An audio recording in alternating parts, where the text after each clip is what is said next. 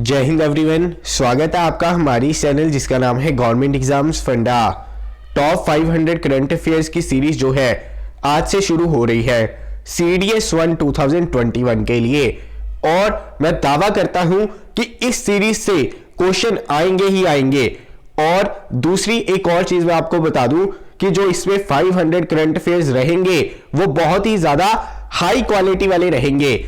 दूसरी चीज, CDS 2 2020 की जो करंट अफेयर्स की वीडियोस बनाई थी उस प्लेलिस्ट को भी जरूर देख लेना। इसके साथ में हम पहले अब कवर करेंगे टॉप 500 करंट अफेयर्स CDS 1 2021 के लिए। इसके अलावा अगर आपको CDS 1 2021 के लिए नोट्स चाहिए हो, मॉक टेस्ट चाहिए हो, करंट अफेयर्स या गाइडेंस अवेल करनी हो तो आप व्हाट्सएप कर सकते हैं हमारे इस नंबर पे एनरोल करने के लिए। तो चलिए शुरू करते हैं। Srinivasa Ramanujan ji, the man who knew infinity. देखिए 1729 को हम कहते हैं रामानुजन नंबर। अब हर साल दिसंबर 22 को ना नेशनल मैथमेटिक्स डे ऑब्जर्व किया जाता है और इस दिन बर्थ एनिवर्सरी होती है किनकी? श्रीनिवास रामानुजन जी की। इंपॉर्टेंट चीज है, आपको पता होनी चाहिए। अब इसे रामानुजन नंबर क्यों कहते हैं? क्योंकि ये स्मॉलेस्ट नंबर है जो कि दो क्यूब्स को मिलाकर बनता है और दो अलग अलग तरीकों से बनाया जा सकता है। इस वजह से इसे रामानुजन नंबर कहते हैं। दिसंबर 22 पता होना चाहिए, नेशनल मैथमेटिक्स डे। तो चलिए चलते हैं आगे। देखते हैं recognition of prior learning RPL। तो देखिए RPL के ऊपर ना आपको क्वेश्चन आ सकता है अगली बार। सबसे पहले तो आपको यह पता होना चाहिए कि RPL की इंप्लीमेंटिंग एजेंसी कौन सी है। तो देखिए इंप्लीमेंटिंग एजेंसी है इसकी national skill development corporation. Important चीज अब देखिए है क्या? रिकॉग्निशन ऑफ प्रायर लर्निंग, यानी कि पहले से बंदे ने कुछ सीखा हुआ है। प्रायर लर्निंग, पहले से कुछ सीखा गया है, उसे रिकॉग्निशन देनी है। तो भारत सरकार ने क्या किया? भारत सरकार कहती है कि आपको कोई भी स्किल आती है तो उसके लिए आपको सर्टिफिकेट दिया जाएगा। वो सर्टिफिकेशन का कोर्स पूरा करने पर आपको 500 रुपीज भी साथ में दिए जाएंगे। अब इससे होगा क्या? देखिए अलग अलग तरह की स्किल्स है। ये देखिए जो लोगो भी है ना इसका, तो इसमें अलग अलग तरह से दिखेगा आपको, जैसे कैंची हो गई, इस तरह से अलग अलग चीजें दिखेंगी आपको। तो इससे क्या पता लगता है कि हम अलग अलग स्किल्स को जब रिकॉग्नाइज करेंगे तो उससे एक तो कॉन्फिडेंस बूस्ट होगा, बंदे को पता रहेगा कि वो अगर नहीं भी पढ़ा, किसी ने 10th नहीं की, 12th नहीं की, लेकिन उसे स्किल आती है तो उस स्किल के बदले में उसे सर्टिफिकेशन मिलेगी, रिकॉग्निशन मिलेगी। यही काम है, यही एम है रिकॉग्निशन ऑफ प्रायर लर्निंग का। इंप्लीमेंट एजेंसी का आपको पता होना चाहिए, इंपॉर्टेंट चीज। तो चलिए चलते हैं आगे देखते हैं हाई कोर्ट ऑफ कर्नाटका और Karnataka state legal services authority ने हिस्ट्री क्रिएट कर दी है, क्योंकि एक ही दिन में 2,61,882 केसेस जो है उन्होंने सेटल कर दिए लोक अदालत में। आपका होमवर्क बन गया है, आपने मुझे लोक अदालत के बारे में जितनी भी चीजें आपको याद है, क्योंकि मैंने पहले भी बताया है कि लोक अदालत पॉलिटी का इंपॉर्टेंट टॉपिक है, लोकायुक्त के बारे में पता होना चाहिए। तो आपने मुझे यह बताना है कि लोक अदालत के बारे में आपको कौन कौन सी चीजें पता है। इस वक्त आपने उसे सर्च नहीं करना। अगर आपने बिल्कुल टॉपिक नहीं पढ़ा तो सर्च करिए, लेकिन अगर आपने पढ़ा है तो बिना कॉपी खोले, बिना बुक खोले लोक अदालत के बारे में आपने बताना है ताकि आपकी रिवीजन हो सके। तो चलिए आगे देखते हैं। यहां पे इतना ही याद रखना है कि कर्नाटका ने इतिहास रचा है, सबसे ज्यादा केसेस सेटल किए हैं। दूसरा होमवर्क आपको पता चल गया, लोक अदालत इसी वजह से न्यूज में रहे हैं, तो अगली बार के लिए लोक अदालत के बारे में पढ़ना है। तो चलिए चलते हैं आगे। शिगेला इन्फेक्शन इंपॉर्टेंट चीज है। तो देखिए इंटेस्टाइनल इन्फेक्शन होती है ये। अब इसके कुछ केसेस जो है ना रिसेंटली केरला में रिपोर्ट हुए थे, केरला में। तो आपको यह पता होना चाहिए कि शिगेला इन्फेक्शन जो है सबसे पहले किसके रिलेटेड है? तो देखिए इंटेस्टाइनल इन्फेक्शन है। दूसरी चीज ये किसके थ्रू होती है? देखिए ये होती है बैक्टीरिया के थ्रू। बैक्टीरिया इंपॉर्टेंट चीज है, आगे चलते हैं। अब देखिए status of leopards in India 2018 की रिपोर्ट आई थी अभी अभी, रिलीज किसने की? Ministry of environment, forest and climate change ने। अब उसमें एक खास बात देखने को मिली है। क्या है खास बात? कि 60% इंक्रीज हुआ है पॉपुलेशन में किसकी? लेपर्ड्स के काउंट की 2014 से, यानी कि पिछले 6 साल में लेपर्ड्स की पॉपुलेशन जो है 60% से इंक्रीज हुई है। पहली चीज आपको यह पता होनी चाहिए, क्योंकि किसी भी स्टेटमेंट में आपको इस तरह की चीजें पूछ सकते हैं। दूसरा, largest number of leopards have been estimated in Madhya Pradesh. तो देखिए सबसे ज्यादा लेपर्ड्स जो है कौन सी स्टेट में, कौन से राज्य में पाए जाते हैं? मध्य प्रदेश में, उसके बाद कर्नाटका में, फिर महाराष्ट्र में। इंपॉर्टेंट चीज है, 2 चीजें रिपोर्ट के बारे में मैंने बता दी। तीसरी चीज जो आपको पता ही होनी चाहिए, देखिए लेपर्ड्स के नंबर में तो इंक्रीज हुआ है, लेकिन इस रिपोर्ट ने यह भी अलर्ट कर दिया है कि लेपर्ड का जो हैबिटेट एरिया है वो लगातार पिछले 100-125 वर्षों से नीचे आ रहा है, यानी कि कम हो रहा है। तो ये 3 चीजें इस रिपोर्ट के बारे में पता होनी चाहिए, लेपर्ड के बारे में पता होनी चाहिए। तो चलिए चलते हैं आगे। आगे देखिए, US President Donald Trump presented prestigious Legend of Merit award to Prime Minister Narendra Modi. Important चीज है, तो देखिए ये किसी भी कंट्री के ना हेड को ही मिलता है ये award. Prestigious Legend of Merit award जो है किसी भी कंट्री के हेड को ही मिलता है। नरेंद्र मोदी जी को भी मिला है, क्योंकि उनका ग्लोबली जो कंट्रीब्यूशन रहा है और यूएस के साथ जो उनके रिलेशंस सुधरे हैं भारत के, उसके लिए उन्हें सम्मानित किया गया। पहली चीज ये। दूसरी चीज, क्या नरेंद्र मोदी अकेले हैं ऐसे जिन्हें मिला है? नहीं, ऑस्ट्रेलिया के प्राइम मिनिस्टर जो है उन्हें भी मिला है, स्कॉट मॉरिसन को। उसके अलावा हमारे फॉर्मर प्राइम मिनिस्टर जो जापान के हैं शिंजो आबे, उनको भी मिला है। तो ये चीज ध्यान में रखना, नरेंद्र मोदी जी को मिला है prestigious Legend of Merit award. तो चलिए चलते हैं आगे। कोस्टल रेडार चेन नेटवर्क, देखिए ये बहुत ज्यादा इंपॉर्टेंट चीज है। देखिए हुआ क्या है कि इंडिया ना अपने कोस्टल लाइन पर और जो इंडियन ओशियन का रीजन है वहां पे एक रेडार चेन का नेटवर्क एस्टेब्लिश कर रहा है, ताकि इंडियन ओशियन रीजन में उसकी डोमिनेंस रहे, प्लस बाकी कंट्रीज को साथ लेकर चल सके। तीसरी चीज, चाइना को काउंटर किया जा सके। इंपॉर्टेंट चीज है, ध्यान में रखना। अब इंडिया के एफर्ट, अब इसमें क्या है कि देखिए ना, ये जो कोस्टल रेडार चेन नेटवर्क थी, तो इसके पहले फेज में ऑलरेडी लगभग 41 के करीब जो हमारे रेडार चेन नेटवर्क है, रेडार स्टेशंस है, एस्टेब्लिश कर दिए गए थे। अभी उसका दूसरा फेज चल रहा है, तो उसमें अभी अभी न्यूज आई थी कि मालदीव, म्यांमार और बांग्लादेश में भी जो रेडार स्टेशंस है वो लगभग सेटअप होने जा रहे हैं। तो यहां पे एक चीज आपको पता होनी चाहिए, पहला कि इंडियन ओशियन रीजन के रिलेटेड ये चीज है। दूसरी चीज कि ये मिनिस्ट्री ऑफ डिफेंस के अंडर आता है। मिनिस्ट्री ऑफ डिफेंस के जो चीज मैं आपको बताना चाहता हूं, तो आपको नॉलेज होनी चाहिए कि कोस्टल रेडार चेन नेटवर्क क्या होना चाहिए। एसएसबी में भी आपको इसके रिलेटेड पूछ सकते हैं, मिनिस्ट्री ऑफ डिफेंस के अंडर आता है। तो चलिए चलते हैं आगे। तो देखते हैं सेंटिनलीज। तो देखिए ये है क्या, सबसे पहले आपको कुछ चीजें पता होनी चाहिए। पहला कि सेंटिनल नाम का आइलैंड है, कहां पर? अंडमान में। अंडमान में, और वहां पे एक ट्राइबल ग्रुप रहता है जिसे हम कहते हैं सेंटिनलीज। इंपॉर्टेंट चीज है, पता होनी चाहिए। अब देखिए यहां से क्वेश्चन ये भी बन गया, एक तो आइलैंड के बारे में आपको पूछ सकते हैं कि सेंटिनल आइलैंड जो है कहां पर है। तो देखिए आप आराम से बता पाएंगे कि अंडमान आइलैंड में है। वहां पर लोग जो रहते हैं उन्हें कहते हैं सेंटिनलीज। अब देखिए ये क्या है, वल्नरेबल ट्राइबल ग्रुप है। इंपॉर्टेंट चीज है, ट्राइबल ग्रुप है जिसकी बहुत ज्यादा दुर्दशा हो चुकी है और इनके बहुत ज्यादा कम लोग हैं वहां पर। लेकिन एक खास बात यह है कि ये लोग बाकी दुनिया के साथ जो है कांटेक्ट नहीं रखना चाहते। बहुत बार कोशिश की गई है, लेकिन वो कांटेक्ट उनके साथ नहीं रखना चाहते।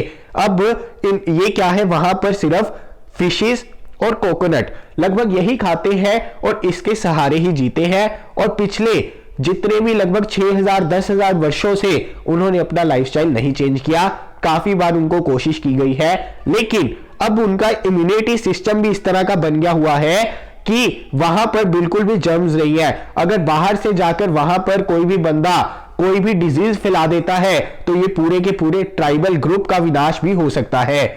दूसरी चीज, इस बार एक रिपोर्ट आई थी, उसमें यह मेंशन किया गया है कि भारत सरकार जो है इनके ऊपर नजर रख रही है। नजर इस वजह से रख रही है कि कोई भी बाहर की कंट्री या ये खुद कोई भी ऐसी कमर्शियल या इलीगल एक्टिविटी स्टार्ट ना कर दे जिसकी वजह से कोई हानि हो।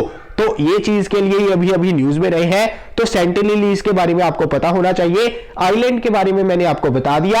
आपको ये भी पता चल गया कि ये ट्राइबल ग्रुप है। आपको ये भी पता चल गया कि अंडमान से है। तो चलिए चलते हैं आगे। आगे देखिए पोंजी स्कीम जो है ना, ये काफी न्यूज में रही है। पोंजी स्कीम एक्चुअल में होती क्या है? देखिए अभी अभी ना आरबीआई ने गाइडलाइंस भी जारी की थी और कहा गया था कि स्पेशली इस तरह की कंपनीज के ऊपर ध्यान रखना जो पोंजी स्कीम्स चलाती है। तो अब ये लोगो है जैसे, तो होता क्या है पोंजी स्कीम में ना लालच दिया जाता है कि अगर आप एक fix amount of money invest करते हैं तो आपको हर साल या हर महीने एक फिक्स अमाउंट जो है मिलता रहेगा। अब इसमें होता क्या है, जनरली आप एक फिक्स अमाउंट जो है डिपॉजिट कर देते हैं, उसके बाद पहले 1-2-3 महीने तो आपको उसका इंटरेस्ट या उसकी रिटर्न आती है। तो उससे क्या होता है कि मार्केट में खबर फैल जाती है कि यार ये स्कीम अच्छी है कि इसमें 10 लाख या 20 लाख इन्वेस्ट करो और उसके बाद 10-20 हजार आपको आता रहेगा। तो होता क्या है कि धीरे धीरे करते करते ये चेन बन जाती है। तो बहुत सारे लोग इस चीज में इन्वेस्ट करते हैं, उसके बाद कंपनी वो पैसा देना बंद कर देती है। तो इस तरह की फर्जी स्कीम्स को कहते हैं पोंजी स्कीम, जिससे हमें बचना चाहिए। और ये न्यूज में रही है। तो पोंजी स्कीम क्या होती है, पोंजी वर्ड क्या होता है, तो इसके बारे में आपको पता होना चाहिए। तो चलिए चलते हैं आगे देखते हैं चैंग्स 5। तो देखिए ये क्या था, लूनर मिशन था। लूनर मिशन कौन सी कंट्री का? हमारे पड़ोसी देश चाइना का। इंपॉर्टेंट चीज है, स्टार मार्क करके चलिए। अब हुआ क्या है कि ये जो चांग्स मिशन था ना, चैंग 5 मिशन था, ये अभी अभी वापिस आया है चाइना में। और इस बार जो है अपने मून से सैंपल कलेक्ट करके लाया है, जिसका वेट लगभग 2 kg के आसपास है। इंपॉर्टेंट चीज है। और इसी के साथ चाइना तीसरी कंट्री बन गई है, तीसरी कंट्री जो कि चंद्रमा से सैंपल कलेक्ट करके लाए हैं। बहुत ज्यादा इंपॉर्टेंट चीज है। एक कंट्री थी यूएसए, दूसरी थी सोवियत यूनियन यानी कि रशिया। और रशिया के बाद लगभग अभी 44 इयर्स के बाद ऐसा हुआ है कि किसी कंट्री ने सैंपल कलेक्ट किए हैं। इंपॉर्टेंट चीज है, फ्रेश सैंपल है। चैंग्स 5 मिशन के बारे में पता होना चाहिए। चलते हैं आगे चलने से पहले मैं आप सभी को बता दूं कि CDS 1 2021 के लिए notes, mock test, current affairs और गाइडेंस अवेलेबल है। अवेल करनी हो तो व्हाट्सएप कर सकते हैं इसी नंबर पे। एक और चीज मैं आपसे रिक्वेस्ट करना चाहता हूं कि वीडियो ज्यादा से ज्यादा शेयर कर दिया कीजिए यार। जब भी कोई हम पेड मटेरियल लॉन्च करते हैं तो वो बिना बताए ही आप शेयर कर देते हैं, लेकिन जो वीडियो होती है फ्री की, यूजफुल होती है, वो आप बिल्कुल भी शेयर नहीं करते, ना लाइक करते हैं। तो मटेरियल आप सभी को चाहिए, लेकिन शेयर आपने किसी ने नहीं करना। तो मेरी यही रिक्वेस्ट है कि यार शेयर जरूर कर दिया कीजिए, लाइक कर दिया कीजिए। तो चलते हैं आगे। देखिए खुदीराम बोस। अब देखिए खुदीराम बोस के ऊपर ना आपको नेक्स्ट टाइम क्वेश्चन आ सकता है। क्यों? देखिए आपको पता है कि हमारे अमित शाह जी जो है इनके विलेज में पहुंच गए थे रिसेंटली। और आपको यह भी पता है कि हमारे बंगाल में इलेक्शन है। इंपॉर्टेंट चीज अब देखते हैं। At the age of 15 Bose joined the Anushilan Samiti. तो यहां पे इंपॉर्टेंट चीज है, आपको इस तरह के क्वेश्चन बन सकते हैं। देखिए खुदीराम बोस जो है ना, ज्यादा इनकी चर्चा बंगाल को लेकर ही होती है, लेकिन जब भी अभी न्यूज में रहे हैं जैसे खुदीराम बोस, तो यूपीएससी में इसके ऊपर क्वेश्चन आएगा ही आएगा। तो ये दो चीजें ध्यान में रखना। एक ये वाली the deciding moment of Bose life came in 1908। 1908 में क्या हुआ था, उन्होंने एक और क्रांतिकारी जो थे प्रफुल्ला चक्की जी, उनके साथ मिलकर असैसिनेट कर दिया था डीएम को मुजफ्फरपुर के। इंपॉर्टेंट चीज है, ये चीज याद रखना, इसके ऊपर क्वेश्चन बन सकता है। बाकी आपने एक काम जरूर करना है कि खुदीराम बोस जी के बारे में अपने एंड से एक बार जरूर पढ़ लेना है, क्योंकि इनके ऊपर कोई ना कोई क्वेश्चन बन सकता है। तो दो चीजें पता होनी चाहिए, प्रफुल्ला चक्की जी के बारे में पता होना चाहिए, मुजफ्फरपुर के बारे में पता होना चाहिए, ये बंगाल से है पता होना चाहिए, इन्होंने अनुशीलन समिति ज्वाइन की थी पता होना चाहिए। तो चलते हैं आगे। With respect to e waste consider the following statements. तो देखिए ई वेस्ट के ऊपर जो है ये स्टेटमेंट है। अब India is the second largest generator of e waste in the world after China. तो देखिए इंडिया जो है सेकंड नहीं है, अब थर्ड लार्जेस्ट है, थर्ड लार्जेस्ट। तो पहली स्टेटमेंट हो गई गलत। दूसरा, majority of the e waste generated in India is recycled. बिल्कुल गलत है। इंडिया जनरेट तो कर देता है ई वेस्ट, लेकिन अभी रिसाइकल करने की व्यवस्था हमारे पास नहीं है। तो पहली स्टेटमेंट गलत, दूसरी स्टेटमेंट भी है गलत। तो ई वेस्ट के बारे में आपको पता होना चाहिए। करंट 4 ये न्यूज में रहा था, लगभग जून या जुलाई की न्यूज रही होगी। तो करंट 4 जो है काफी न्यूज में रहा। तो ये है क्या? तो देखिए ये है शुगर केन की वैरायटी, शुगर केन की वैरायटी जिसे यूज किया जा रहा था यूपी में। आगे चलते हैं। Consider the following statements with reference to industrial index production.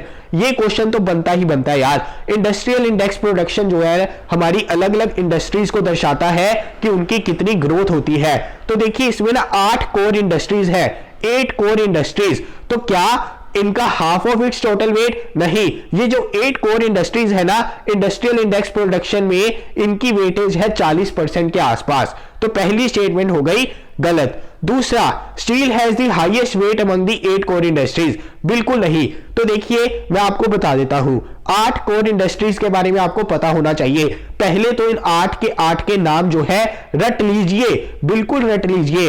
8 के नाम आपको पता होने चाहिए, क्योंकि कभी भी ये क्वेश्चन पूछा जा सकता है कि इनमें से कौन सी कोर इंडस्ट्री नहीं है या इनमें से कौन सी कोर इंडस्ट्री है। इंपॉर्टेंट चीज। तो देखिए ये 8 के नाम पता होने चाहिए। दूसरा, इनकी वेटेज दी गई है डिक्रीजिंग ऑर्डर के मामले में, यानी रिफाइनरी प्रोडक्ट्स है सबसे ऊपर, इलेक्ट्रिसिटी है उसके बाद, स्टील है उसके बाद, कोल है उसके बाद, क्रूड ऑयल है उसके बाद, फिर नेचुरल गैस, फिर सीमेंट, फिर फर्टिलाइजर। तो ये लिस्ट, इसको रट्टा मार लीजिए, इसके ऊपर क्वेश्चन बनेगा ही बनेगा।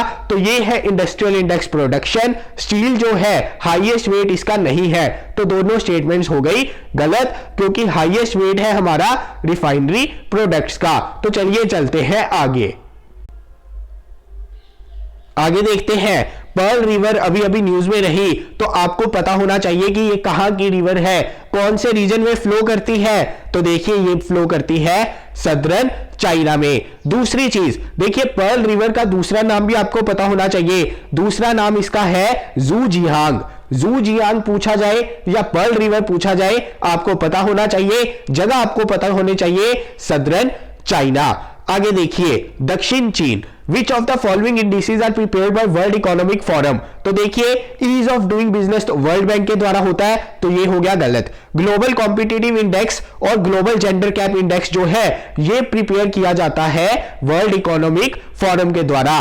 तो दूसरा नहीं है, पहला और तीसरा है ठीक। होमवर्क है आपका, आपने मुझे बताना है कि कौन सा इंस्टीट्यूशन है जो ग्लोबल इनोवेशन इंडेक्स जो है पब्लिश करता है। इस क्वेश्चन का आंसर रहेगा 1 and 3 ओनली, क्योंकि ईज ऑफ डूइंग बिजनेस जो है ये लॉन्च कौन करता है, पब्लिश कौन करता है, वर्ल्ड बैंक। आपने मुझे रैंकिंग्स भी बतानी है कि इंडिया की इनमें क्या रैंकिंग्स रही है रिसेंटली।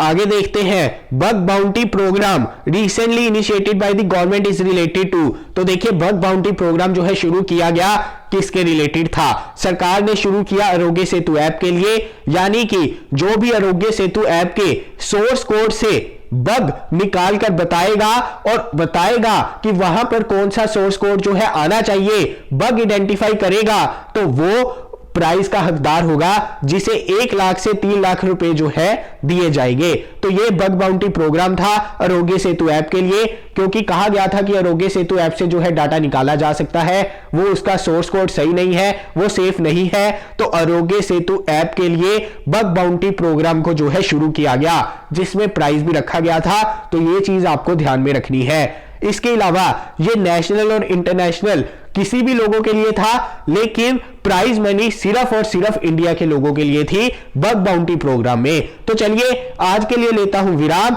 ये था टॉप 500 करंट अफेयर्स की सीरीज का आज ट्रेलर। फिल्म अभी बाकी है, जल्दी मिलेंगे अपनी अगली वीडियो के साथ। जय हिंद।